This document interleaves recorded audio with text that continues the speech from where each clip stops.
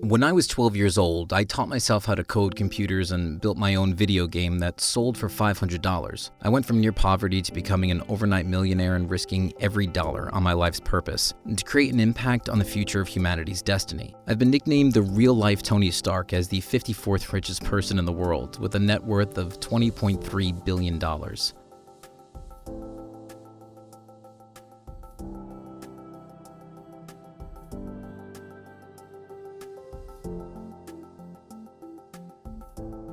I was born on June 28, 1971 in Pretoria, South Africa. We were a family of four, with my younger brother Kimball, my father, who was an electromechanical engineer, and my mother, who was a model and dietitian. From a very early age, my family saw how different I was compared to those around me. I'd often daydream to the point that I would forget my surroundings and not hear a single word being said to me. And instead of going out to play with friends, I'd be in the library, reading novels, mainly science fiction, with The Hitchhiker's Guide to the Galaxy as my greatest influence, comic books, or playing Dungeons and Dragons. I was every bit the definition of an introvert and geek. Because I was labeled a geek, I was the target at school and would regularly get beaten up.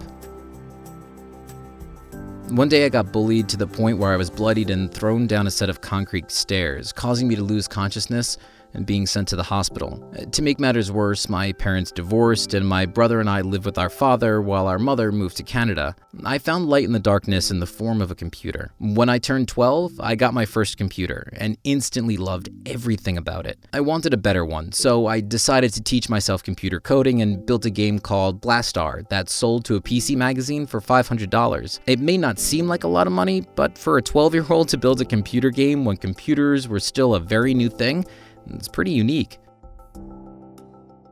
Before I turned 18, I decided to move to Canada and live with my mom, but things didn't go as planned, causing me to work odd jobs and living in a youth hostel. I was lost and soon realized doing this would never bring me closer to my goals or dreams. So I enrolled at Queen's University and transferred to the University of Pennsylvania, graduating with a double major in economics and physics. It was there I found my interest in the internet, renewable energy, and space exploration. I thought about getting a PhD in physics and was accepted into Stanford, but something greater caught my attention: the internet bubble. I knew I had to be a part of it, and after 2 days at Stanford, I dropped out to pursue my entrepreneurial ambitions.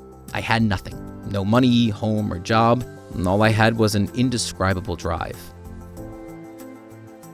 I asked my father for a loan because my brother and I wanted to start our own company, Zip2. It was an online city guide providing content for various newspapers. Like every startup, it wasn't easy. The office we rented and worked out of was also where we were living. I slept on the couch or sometimes the floors, switching off of my brother. It took a few difficult years before our company slowly began to grow and gain profit, but in 1999, Compaq Computer bought our company, Zip2, for $300 million in cash and stock options. We were now a part of Silicon Valley, joining others in the tech bubble that had exploded. Armed with enough cash to start my next project, I invested more than half of my money into co-founding X.com. You know it as PayPal. And PayPal was a money transfer service done entirely on the internet, something never before imagined. This all happened in 1999 when online money transfers were unheard of. Banks and investors didn't believe in the idea, stating it wouldn't be secure enough or that people wouldn't feel comfortable putting their money online. But with my close team of young and ambitious computer coders, we built PayPal into a billion-dollar company, and we were given the nickname PayPal Mafia. Many of us have since founded or become CEOs for multi-million and billion-dollar tech companies, including LinkedIn, YouTube, Yelp, and Reddit, to name a few, with 6 of us becoming tech billionaires. In 2002, eBay bought PayPal for $1.5 billion, with my portion earning me $165 million. You'd think that much money would make me stop working, but it didn't.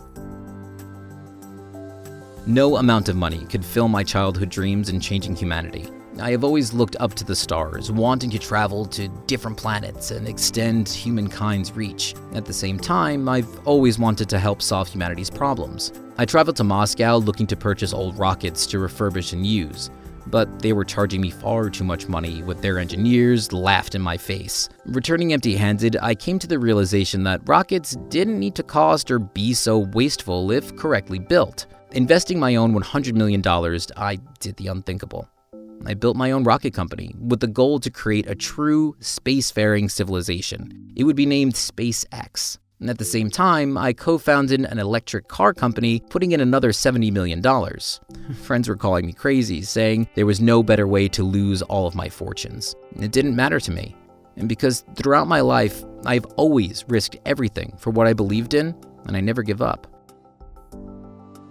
6 years later, with rocket after rocket exploding or failing its launch purpose, it got to the point that I had to borrow money from friends to pay for rent. I had gone from millionaire to this. You see, we only planned for 3 rocket launches, and when all 3 didn't go as planned, I had nothing left. Not only this, but the electric car company I helped create was unable to make any working cars. With the help of last-minute investors, we managed to bring together just enough money for one final launch. If this rocket failed, we wouldn't have enough money to continue, and there would be no SpaceX. When that 4th rocket ignited, time stood still. Our heads stared up towards Earth's horizons with not a single sound made. And when we saw our rocket reach Earth's orbit, the entire room roared. We became the first privately funded rocket company to reach Earth's orbit. Not only this, but our rockets are reusable, programmed to self-land after every launch. We had done it. After the launch, NASA called us with a $1.6 billion contract to send supplies into space. My goals to advance humankind are slowly becoming a reality as we plan to launch our first rockets to Mars by 2024 and create a spacefaring civilization. I became CEO of the electric car company I invested in, and within 10 years, Tesla Motors is the most influential and revolutionizing electric car company, producing the fastest, safest, and autonomously driven electric cars in the world. That's right. I not only built my own rocket company, but built one of the world's leading electric car companies, changing the entire automotive industry during a time when everyone said it wouldn't work. I continue to go against traditional thought by building and investing in what some may say is a waste or don't make money: solar panel farms producing clean energy and new modes of transportation to lower traffic congestion like the Hyperloop. All of this because I believe in advancing humanity for the better. Money was not my objective, nor fame, nor power. It was always about the purpose. There was a point, like you, when I was worth nothing to some, but I believed in my own self-worth, my abilities, my goals, and my dreams. I wanted a better world, one without the worries of climate change, and one that pushed humankind beyond Earth. I took a chance on what I believed would help others and went from being worth millions to nearly nothing, and now billions. I was beaten by other kids, laughed at by rocket engineers, told to my face that my ideas wouldn't work. But as I went through all of this, I kept my head high and continued to stare at the stars, never stopping in my dreams to create a better world. I never gave up, didn't listen to those who tried to put me down, worked hard, and believed in helping the world.